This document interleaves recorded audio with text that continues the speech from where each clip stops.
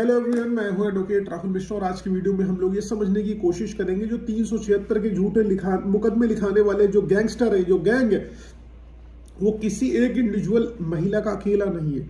वो बहुत सारे ग्रुप ऑफ पीपल है, वो मिल के नेक्सस कर रहे हैं, अलग अलग तरीकों से लोगों को फंसा रहे हैं। एक ऐसा ही मामला मेरे पास है, मेरे संज्ञान में आया हुआ है जिसमें महिलाएं हनी ट्रैप कर रही। वो हनी ट्रैप करने का तरीका भी एकदम अलग है, जिसमें शुरू से आदमी इमोशनली फूल बनता हुआ चला जाता है और फंस जाता है। वो मैटर कैसा है? मैट्रिमोनियल साइट्स के थ्रू जो व्यक्ति पहले से शादीशुदा है, तलाकशुदा है, डाइवोर्सी है, ठीक है, या उनकी पत्नी एक्सपायर कर गई है, वो लोग अपने बच्चों की रेयरिंग केयरिंग देख रेख के लिए एक डाइवोर्सी महिला ही चाहते हैं, तलाकशुदा ही महिला चाहते हैं, और जो है ऐसी महिला चाहते हैं जो विडो हो।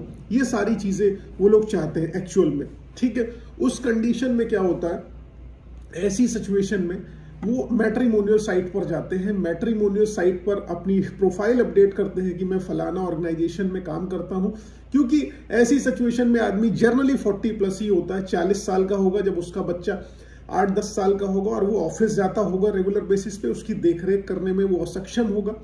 इसलिए उसको कोई ऐसी महिला चाहिए जो तलाकशुदा हो, या जिसको बच्चे ना हो सके, या जो है ऐसी महिला जो विडो हो, ठीक है, विधवा हो, और उसका पति मर चुका हो, नया पार्टनर ढूंढ रही हो अपनी लाइफ को अच्छे से चलने के लिए। क्योंकि आदमी जनरली इसमें सोचता है कि दोनों लोग जो है मेंटल ट्रॉमा से होके गुजरे हुए हैं, दोनों लोग की मानसिक प्रताड़ना झेली है, क्योंकि वो दोनों ने अपना पार्टनर खोया या तलाक हुआ है। तो उस कंडीशन में आदमी को एक ऐसा पार्टनर चाहिए जो लगभग 40 साल की उम्र का हो और उसके बच्चों की देखरेख कर सके। उस कंडीशन में मैट्रिमोनियल साइट्स पर पोस्ट डालते हैं और बहुत सारे रिश्ते आते हैं। ये नॉर्मल है। मैट्रिमोनियल साइट्स का गठन एक पॉजिटिव प्रोस्पेक्टिव में किया गया है, लेकिन उसके इफेक्ट क्या है? उसके इफेक्ट क्या है कि जो ये गैंगस्टर है, जो ये गैंग चलाते हैं, झूठे मुकदमे लिखाने वालों का जो गैंग है, ये लोग इसका मिसयूज कर रहे हैं। एक केस ऐसा ही मेरे पास आया हुआ है जो मेरे क्लाइंट ने डिस्कशन कर रहा है। उनकी आइडेंटिटी को मैं बिल्कुल भी रिवील नहीं करूंगा, लेकिन पब्लिक डोमेन में ये बात जानी जरूरी है कि किस तरीके से मैट्रिमोनियल साइट्स का इस्तेमाल करते हुए झूठे मुकदमे लिखा रहे हैं। अब दिलचस्प बात यह है कि वो व्यक्ति 40 साल के हैं और जो महिला मुकदमे लिखाई है उनके ऊपर, उसकी महज उम्र 24 से 25 साल है।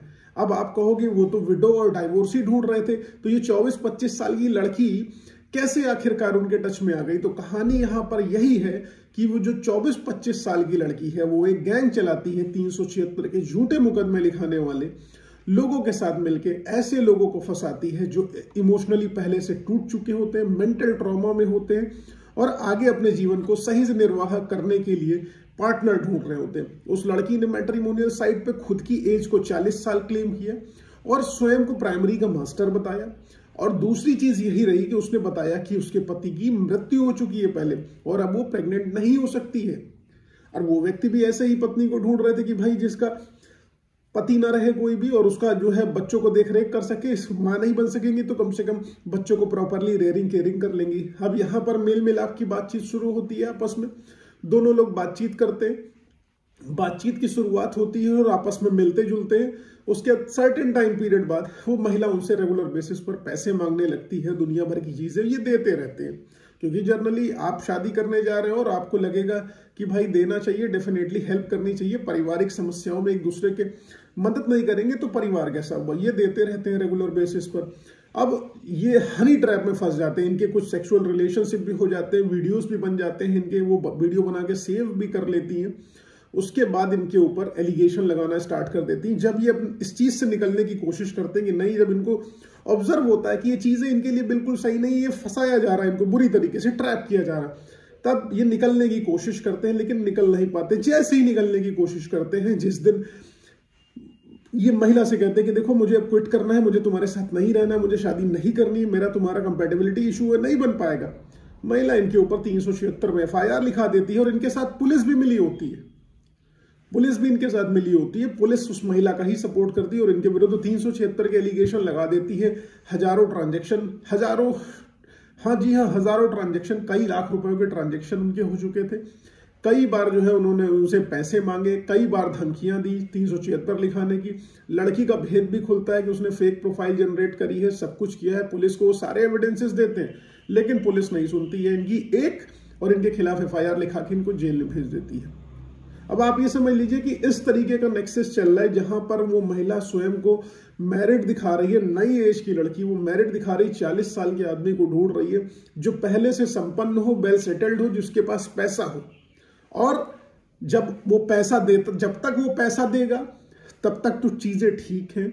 जब पैसा देना बंद कर देगा 376 लिख जाएगा, और 376 लिख जाने के बाद सेटलमेंट के नाम पर पैसा होगा। जब वो पैसा नहीं दे पाएगा सेटलमेंट के नाम पर, तब उसको जेल भेजा जाएगा।